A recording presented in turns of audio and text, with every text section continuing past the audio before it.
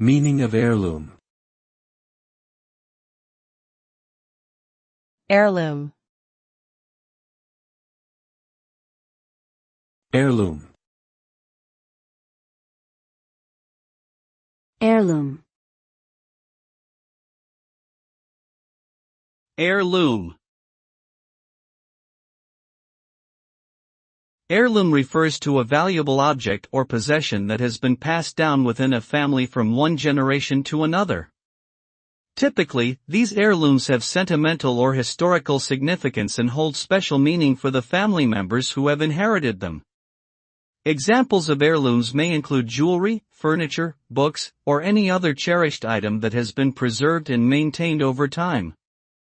The value of an heirloom is not only measured in monetary terms but also in the emotional connections that are associated with it, making it a treasured family legacy.